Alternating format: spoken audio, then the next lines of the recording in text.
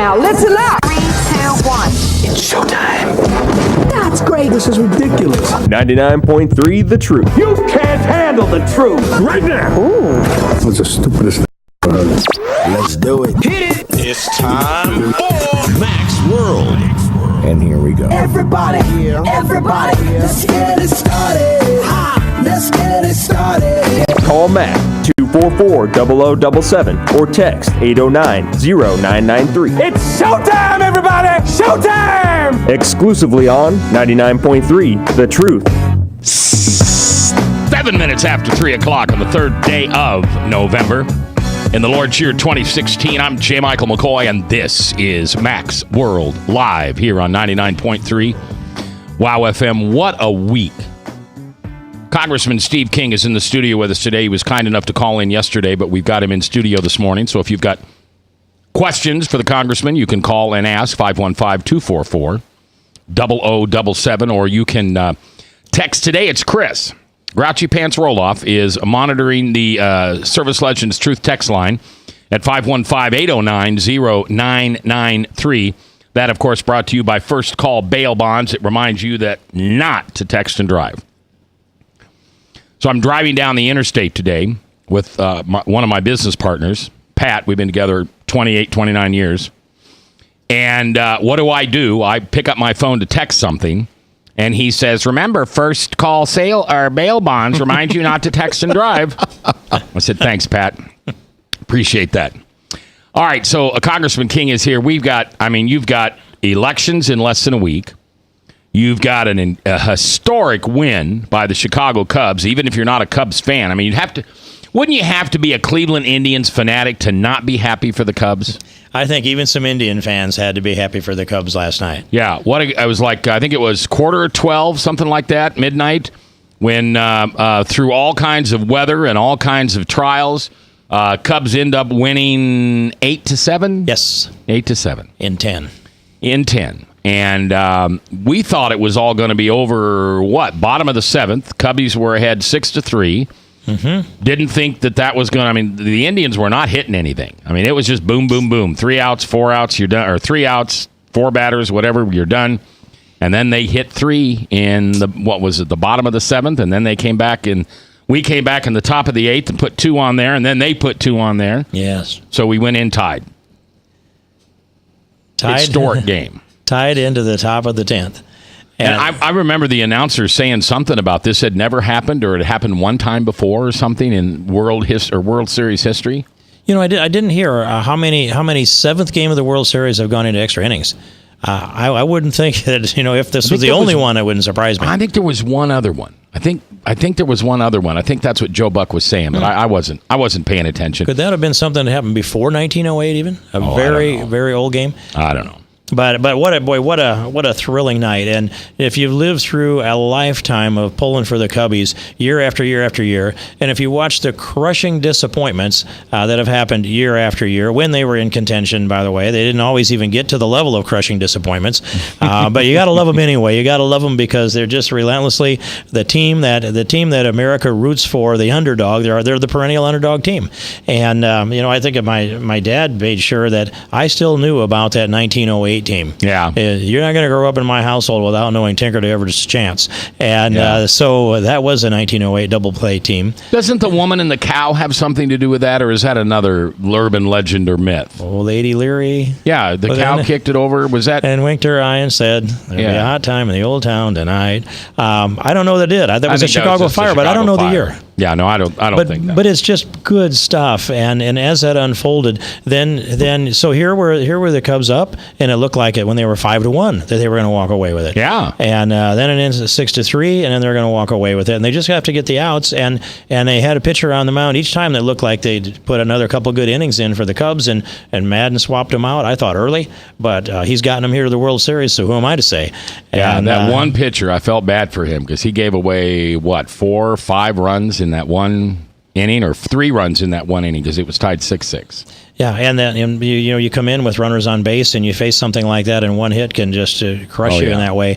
But it looked to me like it was the old movie run, just a replay over and over again. The Cubbies collapse, and they had the brass ring in their grasp, and instead, when the rainout came, then they went back to the clubhouse, and there were some player speeches that took place, and one of them was, "This isn't going to hold us back. We're going to go out there and we're going to win this World Series, and it's going to be all the sweeter because we've had to go into extra innings, and all the sweeter because of this rain delay."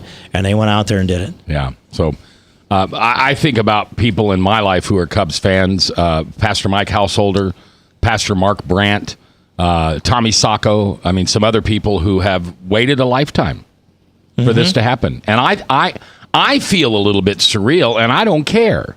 I mean, I'm not a baseball fan, so it's not that I'm not a Cubs fan. I'm just not a baseball fan. I follow the greatest football team that ever took the field, the gridiron, the pigskin ever in the world. And once you have become a Nebraska fan, there's no other. Every team pales. And by the way, if I didn't tell you, Congressman, we're also the most pompous, arrogant fans you're ever going to meet. Well, you're not going to start an argument with me on this one, Mac. On the pompous, arrogant part? Great, thanks. But I will say that I've lived across the river from Nebraska all my life, and we have a little fun razzing each other, but they do have class over there. Yeah, they do. And I thought that it was a good idea for Nebraska to make the coaching switch because their previous coach, Pelini, just didn't have the character of Nebraskans. I don't know about that. Yeah, you're a fan, so you wouldn't be objective. But I mean, I am, because, see, I'm looking at an objective distance, and now, though their program is back on the path again, the person that best exemplified the Nebraska fan was Tom Osborne. Yeah, absolutely. And I served with him in Congress for a number of years, and I have great admiration, not just respect, admiration for Tom Osborne. He is, his soul is just what you see on the outside, what you see as public face, as coach, as athletic director, as member of Congress, as personal life.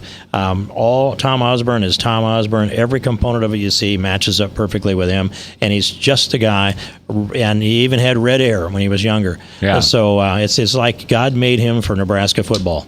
Well, and you're the same way. I mean, when you describe Tom Osborne, I'm not trying to, I don't need anything from you. But when you sat there and describe Tom Osborne, that's Steve King, right? Well, I never had red hair, but I appreciate the rest of it a lot. The drapes don't match. I get it. All right. But no, it's maybe that's why I respect him so much, because I understand what that takes to be a man like that. Yeah, absolutely. Yeah. Real quickly, and then we'll get off this subject, but my family we sold horses and buggies out of the same building we eventually sold Ford, Lincoln, and Mercury's in Beatrice. And my grandfather, who died in 1970, somehow had the foresight to give an automobile to drive for a year to the coach and the athletic director. So it was not unusual in the off season for me to come home from school and to have Bob Devaney and Tom Osborne in my living room having cocktails with my parents. And people would say, "Oh, you had you had Bob Devaney? What was the big deal?" And so I think that's one of the reasons why the good Lord brought me into this business, because I've never been I like you, but you don't impress me because of your title. Mm-hmm. You impress me because of what you do with that title. And I think that a lot of that in my heart comes from Nebraska football. Well, to have that close to proximity to Bob Devaney and also Tom Osborne growing up, I mean, I can see where, especially as a young man, you would be smitten. Oh, yeah. And in those years, I have to dial it back. That would be national championship years, is my guess. 70-71. Then we came back and tied it with Michigan Johnny later. Rodgers years. Yep. Look at that boy run. You betcha. Lyle Bremser. But Oklahoma had their number still, most all the time. Oh, Barry Switzer. Come on. That was that famous Oklahoma, or that was always the game on Thanksgiving or the game after Thanksgiving. And, of course, now that's Iowa and Nebraska. It is. And I've made it to every one of those games in Lincoln since the Iowa-Nebraska challenge has cranked up. And I've seen that scoreboard look kind of beautiful over there. Yeah, when I moved over here in 1978, I could not figure out what you Iowans were all about with these football teams. What? How come you get so excited about Iowa State? Or you people don't win anything. You don't have any national championships. And it took me years to figure out you're just all a little screwy. We are Cubs fans too, Mac. Aha, I mean, this should be really logical to you. Right. And on top of that, the Hawkeyes went 11-0 last year. Yes, and last And that was when the season should have ended, actually. Yeah, and Chris can verify this. I actually rooted for the Hawkeyes when they played the Cornhuskers because the Cornhuskers were done for the year. Mm-hmm. That win would have done nothing for them, and a loss for Iowa would have spoiled a perfect season. So I have a picture of that scoreboard in this phone right here. Do you? Yes, I do. All right. It was a grand day. It was a grand day, but not because I had any schadenfreude for the Huskers. It was because the Hawkeyes played so well, and they were on a path that had a chance at a national championship at least. All right, so you're going to be in with us here for a couple of segments. I know you've got to leave around 4, so Victoria, is that about the time? 4? Okay. So when we come back, I want to talk about some election stuff. Obviously, you're on the ballot next week. You've been opposed pretty strongly by who? What's the? I cannot remember my opponent's name. Seriously? Well, I try to be serious when I say that. You just try not to say it. Yes. Okay. But the job that you've done in Congress for the past many years, I think, has given you the reputation and the humility to hopefully, knock on wood, to win this next election, whether it's by 1 vote or 100 votes, and service in Congress for another 2 years. Mac, it feels pretty good right now, and no one should ever count their chickens before they're hatched. And I don't even call it a victory party that will be our social event. I call it an election vigil night. There you go. You go. But it feels good, and I've been through some tough elections. And when they won one election just 4 years ago, they poured $7.5 million on my head. Almost all of it were negative attacks. Much of it was made up stuff, and we weathered through that. So. To feel like, and this one hasn't been like that. But the criticism, people see the criticism. It almost all of it comes through during an election year, and it's ginned up by the other side. And if they're not a candidate, they're likely being paid to say those negative things. Oh, I know it. And it just it's a small component of what the presidential races are like. So it feels good now, and I think it's important. We're just out doing our job. We will talk to Congressman King about the election and, more importantly, about what we can see out of Congress in the next 2 years. And also, when we come back, the tragedy that hit the United States and Iowa yesterday with the 2 policemen. That's next.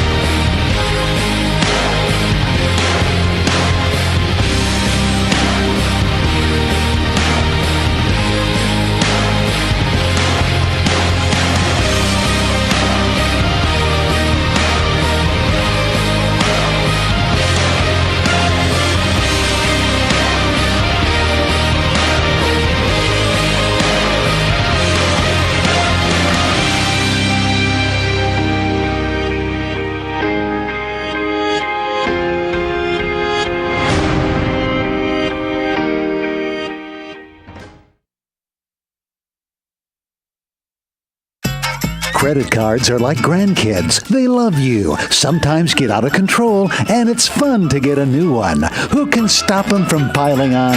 Hi, I'm Tom Coates with Consumer Credit of Des Moines. At the end of the day, you can return the grandkids, but you're stuck paying off bad credit card debt. We'll help you put the fun back into using credit cards responsibly. Right, kids? Yeah! If you need help getting credit cards off your back, call Consumer Credit of Des Moines. Hi, my name is David Burrier, your Hope Coach. I host a live weekly talk show called I've Been There every Thursday afternoon at 5:30, right here on webcast1live.com, and on my weekly radio program Saturday mornings at 10 on Truth Network 99.3 FM.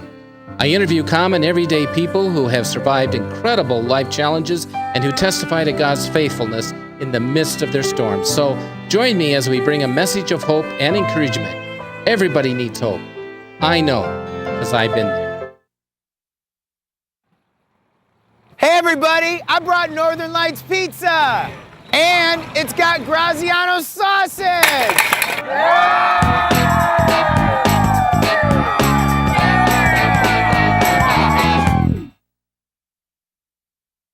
Rockton Prevention is celebrating 25 years of creating a caring community. We want to say thank you to the tens of thousands of Rock High School mentors that have carried our message of health, love, and encouragement to over 1.5 million children, teachers, and parents. Our mentors teach children methods and skills to prevent bullying and drug use. Thank you to all the school administrators, teachers, and counselors for their opportunity to serve you. Rock on, fair citizens, rock on!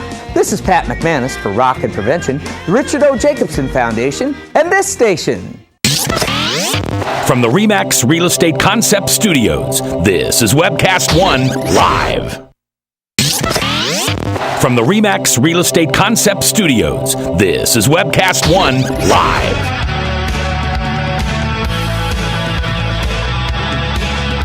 "21 minutes after 3 o'clock, 3:21 in the afternoon. We are back live in Mac's World on a Thursday afternoon. Clutch, you need to move this way. And then you need to move that way a little bit so we can get that camera shot there, Jebediah. We got these two handsome men over here. Jeez.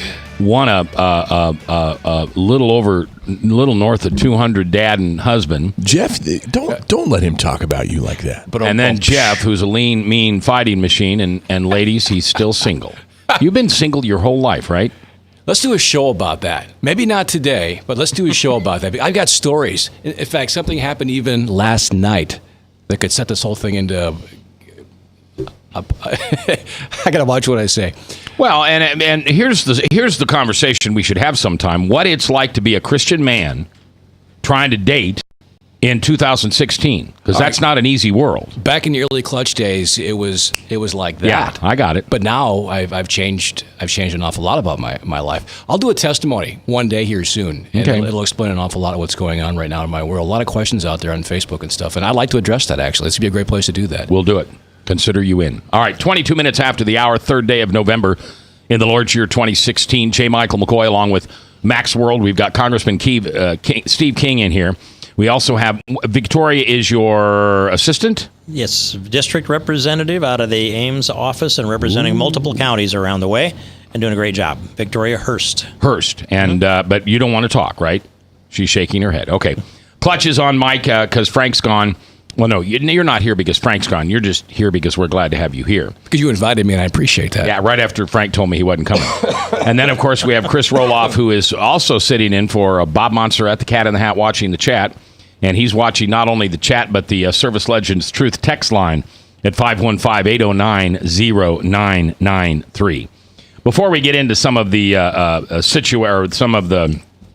topics of conversation within the election, I want to play for you a news report, a press report that the chief of police of Des Moines, Iowa did just about an hour ago. Now, do we have that audio? Yes. All right, let's have that audio. Are we ready with that, Jebediah? Okay, this is the police chief of Des Moines discussing the case of the the one man who has now been charged with the murder of the two police officers from Central Iowa. Let's listen to this. Good morning, everyone, and thanks for coming. Yesterday was probably one of the darkest days in the history of Central Iowa in terms of law enforcement. The horrific events that took place are not typical for our communities. It's not typical for Central Iowa. It's certainly not typical for Des Moines and Urbandale. The message, I think, today is that nobody deserved this. Tony and Justin did not deserve this. The Des Moines Police Department and the Urbandale Police Department did not deserve this. The communities that we protect and represent did not deserve this. But most importantly, there are two families that have been torn apart, and they certainly did not deserve this. There's a faction of our society that it is nearly impossible to police. We understand that. It's a very, very small faction of society. But in law enforcement, you don't have a choice. Unlike any other business, we don't get to pick our clients. We are obligated by our oath to go out in the streets and coexist with them and provide that same service and that fundamental fairness that we do everyone else. We don't get to pick and choose. Every call, every trip, we have to go. As the days move on, there are going to be some people who talk about this and try and explain it and figure out why. and make reason of why someone would do that. Make reason of why someone would do what happened yesterday. I will not be one of them. What happened yesterday was calculated murder of 2 law enforcement officers. Plain and simple. That's the reality. If someone wants to argue that reality with me, my office is 2 doors down. As you can see, there are stages of grief. We all know what they are. And you can probably understand where I'm at today. But I can tell you right now, law enforcement in Central Iowa will continue to step up. They already have. We did not deserve this. Central Iowa did not deserve this. Our community does not accept this. You can see that by what's happening at the Urbandale Police Department and what's happening out in front of this police station with the squad cars and the community outpouring. We are very lucky. We are very lucky to serve these communities and work and live in Central Iowa. But Central Iowa is very lucky to have men and women in blue who are willing to take on this challenge every single day. I won't try to reason or make sense of this. This was calculated murder. There's no ifs, ands, or buts about it. It was cowardly in every sense of the word, from the way it was carried out to the way it ended. There were options here. When something like this happens, the suspect, the monster that does this, has options of how this is going to end, and there's only a few of them. And you can imagine what they are. He chose to run and hide. He could have graced the front door of the police station and turned himself in and faced the facts and the justice for what he'd done. He could have done the same at the Urbandale Police Department. He chose to run and hide. This was a cowardly act of calculated murder, and unfortunately, we all, as a community, as police departments, as families, we're all left to deal with the aftermath. That's not typical to Iowa. That's not typical to our communities, and we know that, and we appreciate outpouring of support. Thank you. All right, that's Major Dana Wingert, who is the new police chief of Des Moines here in the last couple of years after Bradshaw stepped down. Now, you can hear the angst in his voice. Can't blame him. It was clear that he was speaking. I mean, what a great leader. Because, you know, he could have got out there and did the soft shoe. Yeah, it's tragic what happened. This is what happens in police work. This man is now in custody. The judicial system will take it from here. We thank the community for its support. That wouldn't fly. Nobody would. Not with the men and women on the police department. Or in Iowa. Yeah. And so now, just so you know, this is kind of interesting. Not only has the suspect been charged, but listen to this. Once he had been charged and arrested, he was charged with 2 counts of first-degree murder. It doesn't get any worse than that. Once he was arrested, Green, this is Scott Michael Green, was secured with what? Handcuffs. Where did the handcuffs come from? The 2 officers that he murdered, or allegedly murdered. Officer Justin Barton and Anthony Baminio.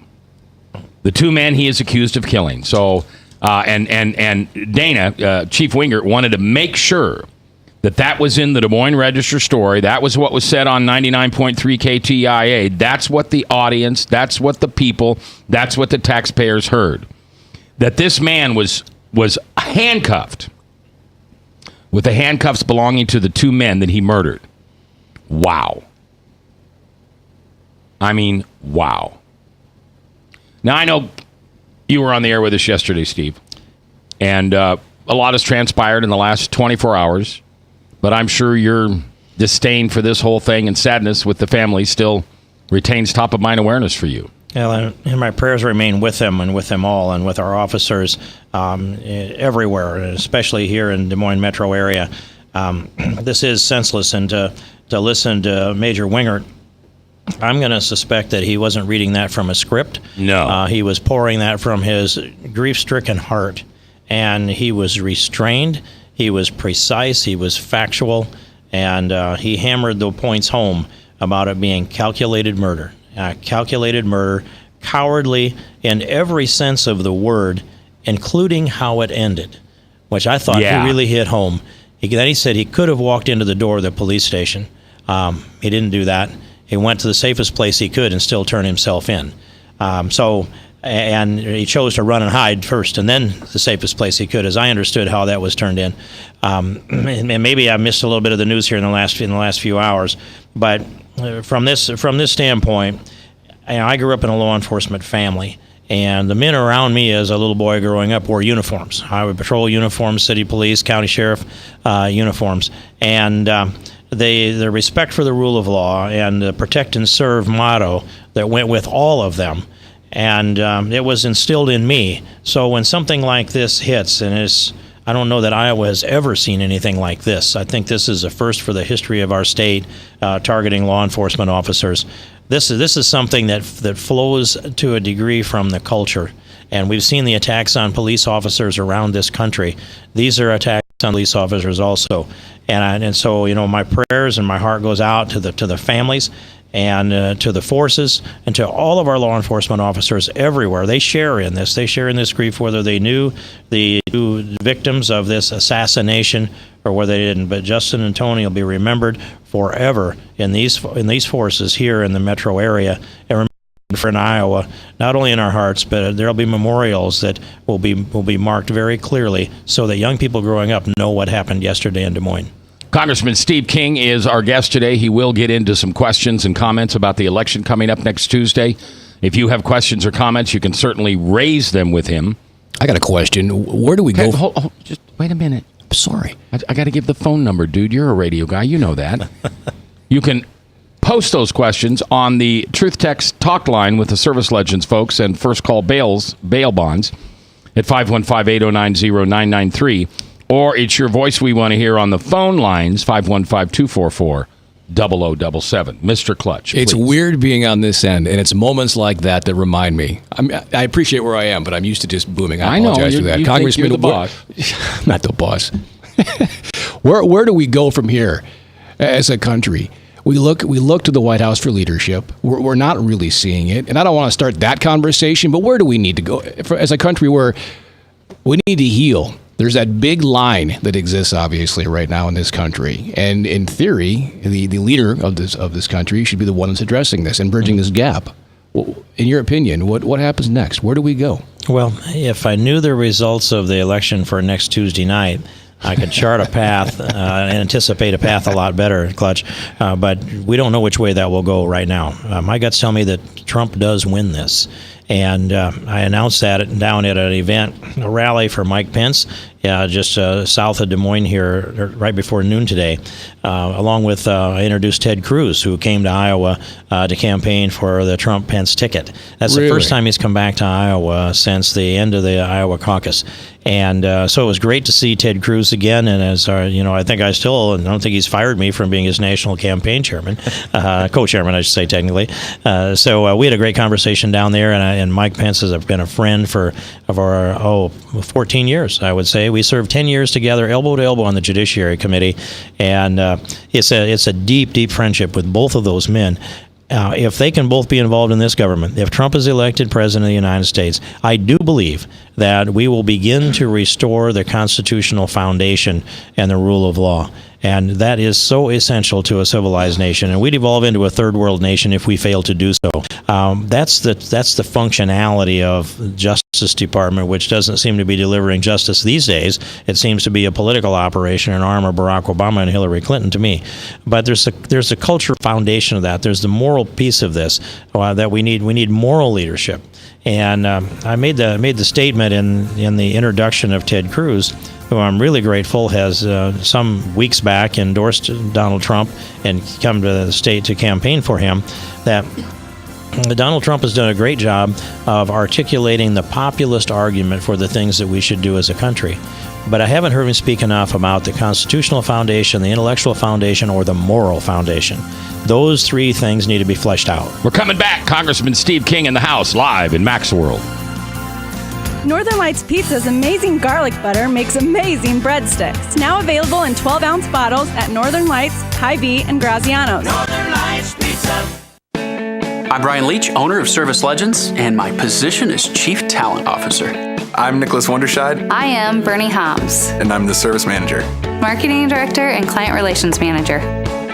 Everything that we do is about ensuring that we exceed your expectations. Our clients are important to us. 100% satisfaction. We're not just focused on heating and cooling. That's the easiest part of our job, actually, is fixing furnaces and air conditioners. Everyone that we come in touch with, we want to improve lives. Bottom line is, we've got our installation guarantees, 25% energy savings guarantee, comfort guarantee, temperature selection guarantee, property protection guarantee. 100% satisfaction guaranteed, fixed rate or it's free. All of those guarantees are backed up with a 100% money back guarantee to hold ourselves accountable to making sure that you get what you're after. Just fixing the problem today. If they have another problem 5 days down the road, it's still fixed rate or it's free. We use what's called straightforward pricing. Our technicians are going to give you an exact to-the-penny price on what it's going to take before they move forward with any repair.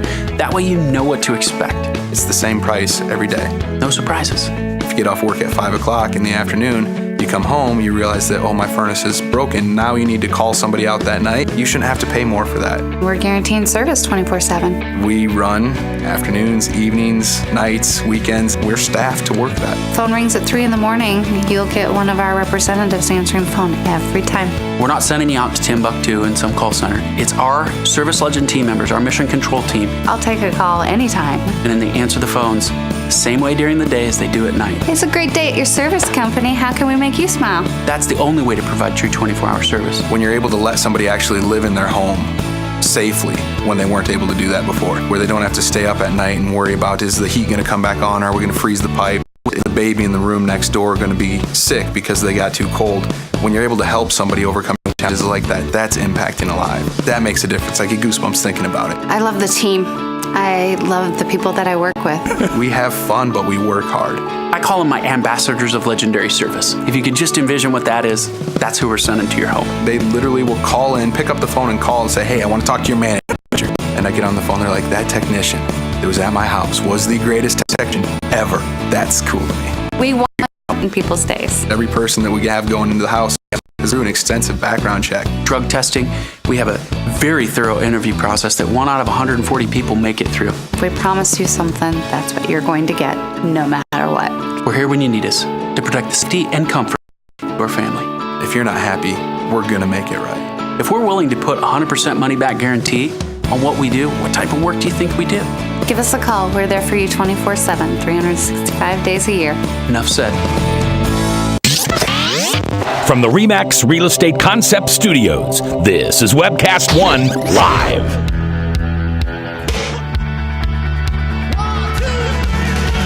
It's 3:38, 22 minutes before the top of the hour. Top of the hour, Salem Radio Network News.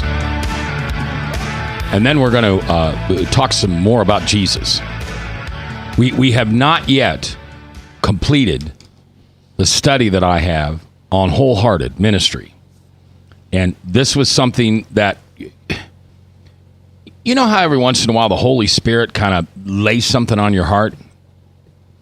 And then a day later, an hour later, a minute later, it comes from another source. And you're like, whoa, that's a coincidence. Which, if you read your Macisms, a coincidence is God's way of revealing himself.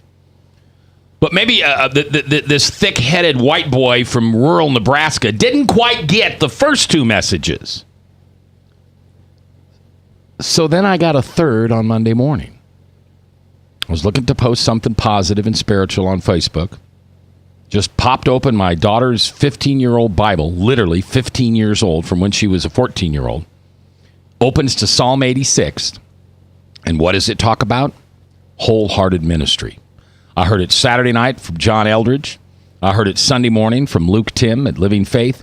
And then I heard it Monday morning. God, you got my attention. I'm not that dense. So after Congressman King moves on to do other things in our community, and it's just Clutch and I and Jebediah and Chris, we're going to get back and finish, or at least continue, that conversation on what does wholehearted ministry look like. It's going to blow you away. I mean, it was like the first time a householder ever sat down and explained to me what true forgiveness was. I remember I asked Mike to come in, and we had a 3-hour show, and I thought, well, we'll take the first segments. We'll take 15, 18 minutes. All right, Pastor Mike, tell me what forgiveness is, and I can do it. I'm good. I'm a Jesus guy. I can do it. 3 hours later, Steve, 3 hours later, Pastor Mike is still trying to explain to me what true Christian forgiveness was. And I still don't know if I get it. And that was 6-7 years ago. So, I don't know if I can get through wholehearted ministry today, but that's what we're going to try to do. All right. Let's talk about the election. You don't have a strong opponent. We're not trying to put him down, but you have been able to kind of stay the course in your message into what you've done in the past years in Congress, and then before that, obviously, in the legislature, and what you hope Congress can do in the future. Here's my concern. November 9th to January 19th. I think, what's his name again? Barack Hussein Obama is going to mess with us like we've never been messed with before. We thought the executive orders that he laid down, which of course were turned down by the Supreme Court, which were turned down by Congress. Everybody knows most of them were illegal or unethical. What do you think he's going to do, or what do we need to be afraid of or be careful of? What do we need to write our congressmen and senators on for that period from November 9th to January 19th? Well, one thing that he has been doing, and I think he'll accelerate, is just turning felons loose out of prison. Yeah. Mm-hmm. He thinks they're unjustly incarcerated because there are many of them that are in there on drug charges. The drug charges are usually pled down to those drug charges rather because these are bad guys, or they wouldn't be in a federal penitentiary. He's already turned out tens of thousands, and I think that he will do a lot to try to clean out the jails. And he would like to use his leverage to try to get us to pass the legislation that is called the sentencing reform in its nicest terms. But what it does is it will be letting people out of jail early and diminishing the sentences that future perpetrators who are convicted would be faced with. So that's one of the things. Another one, I'm worried about our sovereignty. I'm worried about our borders and sending the message that coming into America, we've turned the Border Patrol into the welcome wagon, and we will give you a free trip to the city of your choice anywhere in America, including Alaska and Hawaii, and they have done so with the unaccompanied alien minors. If they just memorize a phone number and out of the phone number, they'll call and say, hey, we've got an individual or two or three or four here that want to come to your place. Will you take them? If the answer is yes, they'll put them on a plane or a bus or even drive them. And it's two federal officers to maybe haul one individual from Laredo to Houston, and they have to stay the night and go back again. So it's 4 man days in order to get one person delivered to Houston from the border crossing in Laredo. Those are some things that can happen. I'm worried about our foreign policy, what kind of deals he might have made with the Iranians. And as these things come to mind, remember the pardon of Mark Rich has emerged here again in the last couple of days. Well, whatever Bill Clinton did with pardons at the end of his term, I think Barack Obama is capable of doing much, much more. And yet, when I talk to others who are concerned about this period of time, that list of things to be concerned about isn't as long as I thought it would be. Really? And it isn't as clear or as obvious. But when I'm talking to people that can't think like that, and I'm one of them, I can't think like that. If I were sitting there as the President of the United States going out after an 8-year term, the last thing I'd want to do would be send that message to the American people that I had some diabolical things I wanted to do that I'm going to wait till the last minute because you can't stop me on my way out the door. The pardons were awful. And, pulling the W's off of the keyboards that they did in the White House told you a lot about their attitude when the Clinton people left. I don't see Barack Obama as being vindictive in that way, but I do see him as being just simply a committed leftist that will do all he can do to transform our society as much as possible in the time that he has, and I don't think he's going away. You said something about how the Clintons had pulled the W's off of all the keyboards for the computers. I thought that was urban legend. That's true? I am convinced that is true. Wow. Now, they might have missed some W's along the way because there are a lot of keyboards. Yeah. But as a policy, or as a general statement, I believe that's true. Jeez. Congressman Steve King is our guest. He's up for re-election next Tuesday.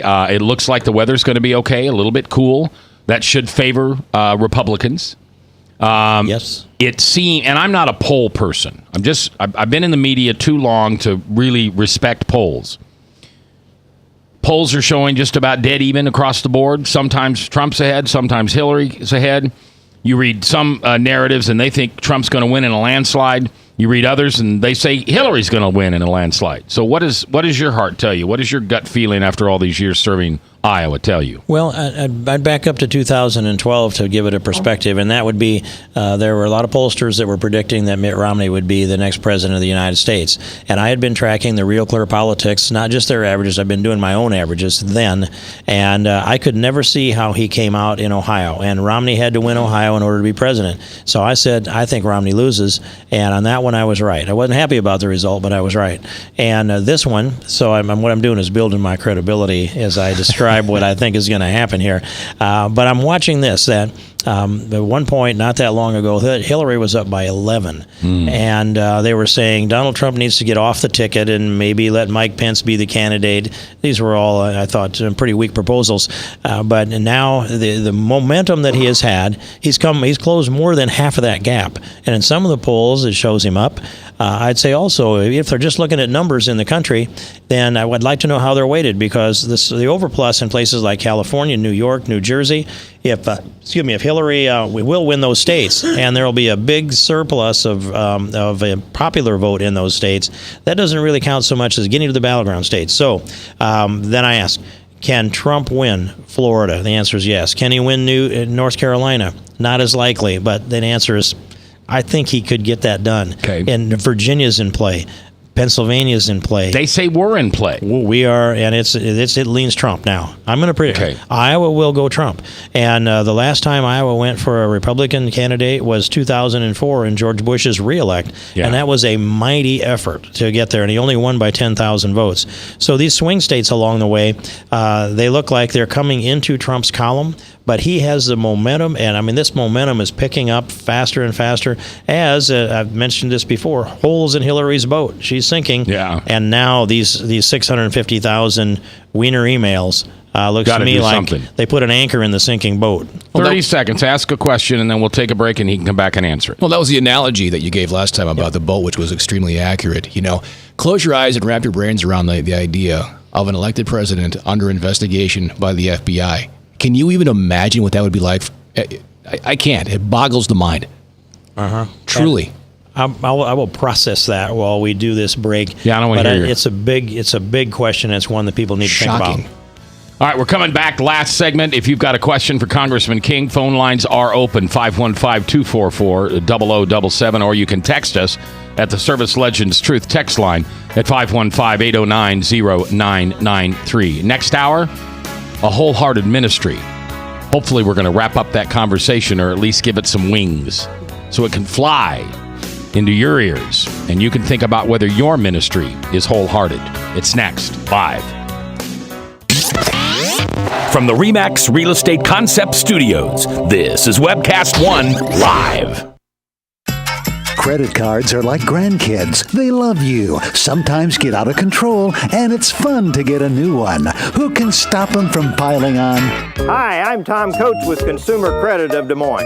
At the end of the day, you can return the grandkids, but you're stuck paying off bad credit card debt. We'll help you put the fun back into using credit cards responsibly. Right, kids? Yeah! If you need help getting credit cards off your back, call Consumer Credit of Des Moines.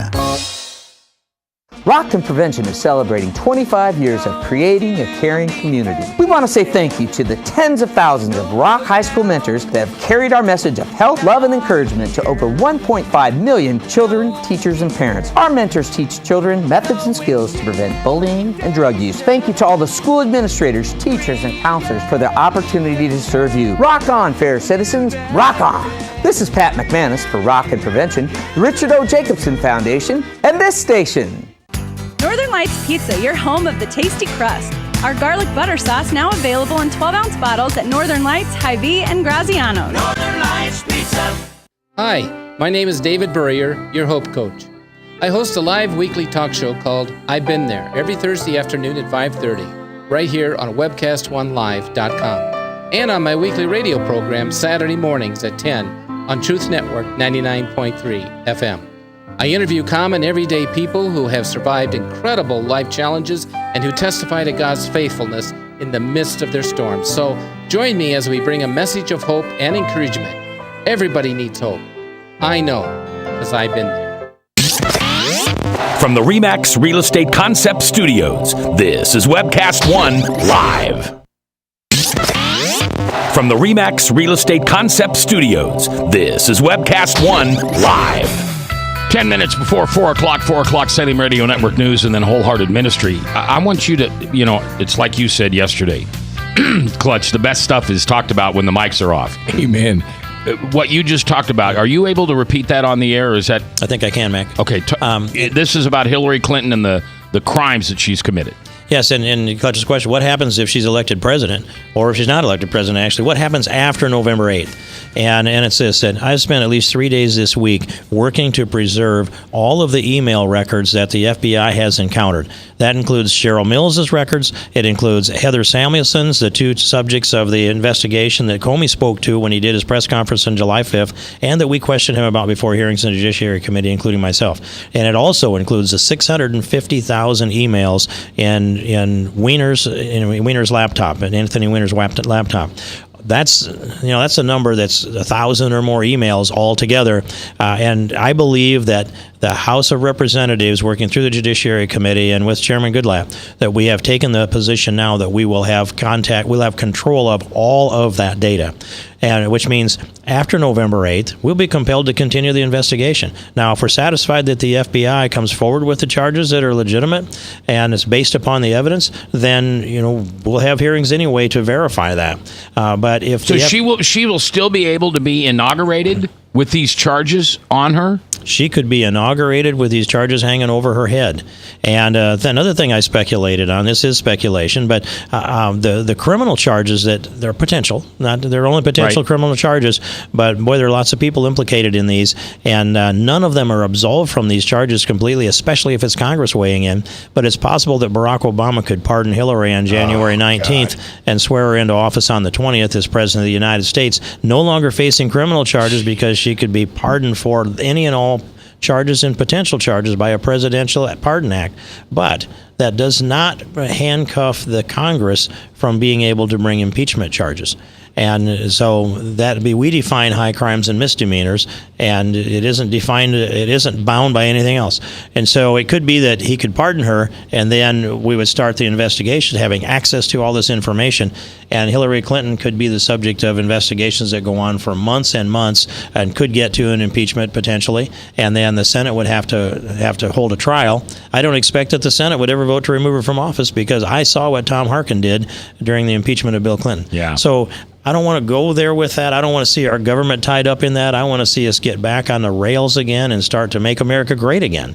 And that's something that people are not privy to, the amount of evidence that's out there.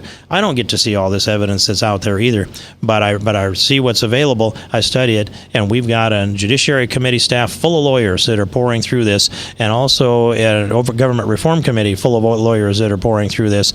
And when you see the chairman of the committee say they believe that that she has lied to Congress under oath, that's a pretty heavy charge. Isn't that an impeachable charge? Yes, it is. But part of this is political too. Oh, no kidding. And it isn't like being a jury, a grand jury even, is essentially what the House of Representatives is, and bringing back an indictment, and then the trial would be in the Senate, as it was for Bill Clinton. But it's different than that, because you have the evaluation of the politics involved and the members of Congress that will be making a political decision. Does it help them or hurt them in their district if they say vote to impeach? And that was an evaluation when it was Bill Clinton on the mark too. That's too bad that's political. Can you imagine the American people dragging the American people through this nonsense if this happens? After this dust cloud, this dirt cloud that's been the election for the last how many months, that happens, and then let's say hypothetically she's elected, and then the investigation continues. I mean, this is going to be like a little mini Fox series that's going to continue, The investigation, Clutch, will continue. Regardless, that's a very good point. That's a very good point, regardless of what happens. Yes, but the American people at some point need closure, and this is... They do. And the cleanest way for this to happen isn't going to be through a congressional investigation or any of those following provisions that I talked about. The cleanest way would be for the FBI to complete their investigation thoroughly, to dig down through all of that data, to give a full report out to the American people, to turn all that data over and brief the members of Congress and make all of that information available to members of Congress, especially, and to their committee staff, that they're the only people that really have the time and the ability to poke down through all of this. This is a mountain of information and evidence. But if the FBI does that job thoroughly to the satisfaction of Congress, then we can put an end to this. And if they don't, and so far we know they haven't, they have been handcuffed by political considerations within the FBI today. And I went into this a great respecter of James Comey, which I think I may have said on this program in some program past. And my level of respect for him has diminished significantly.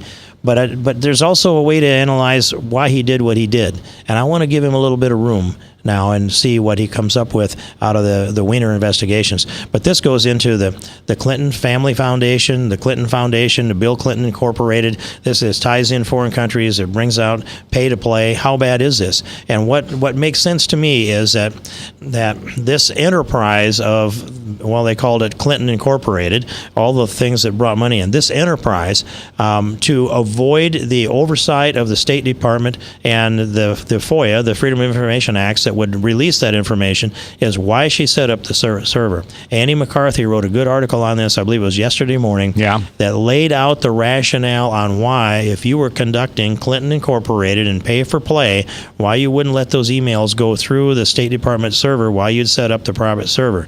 That's what makes this whole thing make sense if you had hundreds of millions of dollars coming through in that way. And I think that's where I'd be looking to the investigation to take us. But I do think that we should follow it wherever it leads. Oh, I do too. And I'm just appalled. Excuse me. I'm just appalled when independents or Democrats just disregard that as Republican slander. It is what it is. We're not making this up. The FBI has it. The FBI has no pull over, the Republican Party has no pull over the FBI. If anybody does, it's the Democratic Party. Mm-hmm. And here's an example of how politics play in. I watched the impeachment hearings as closely as I could, and I went out to D.C. I wasn't in any legislative body at that time. Well, no, I was a state senator at 98. But I wasn't involved in Congress. I went out there and I sat in the Judiciary Committee room in room 2141 of Rayburn for 3 days, and I watched the hearings in there because I thought it was a piece of history that I should experience. And another thing I watched is after the House voted to impeach Bill Clinton, the Senate then was very reluctant on what they would take up and what the rules would be by that. Tom Harkin signed the book that pledged he would do impartial justice under the law and the Constitution. And before the ink was dry, he walked out of the Senate chambers right to the microphone banks and he said, "I will never vote to remove Bill Clinton from office." Now, that's not impartial justice if at least your word can't be kept for more than 2 minutes. All right, Congressman King, I appreciate you being here as always. It's good to have you here. Look forward to a victory for you next Tuesday and for David Young and Chuck Grassley and Donald J. Trump. And for America.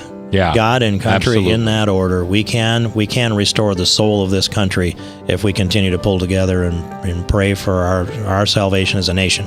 All right. Congressman, thank you. Victoria, thank you. Clutch and Chris, you guys hang around next hour. Wholehearted Ministries. Jeb, thanks for producing this hour. And for those of you, I don't usually do this at the end of the first hour, but I'm prompted to do so. You're carrying some heavy water right now, some heavy loads, and they're resentments, and you just don't know what to do with them because you kind of squirreled them into your own mind, and they're there. The Feces Committee has taken over. Today, give them to Jesus and forgive. Because as you forgive, you shall be forgiven. See you next hour.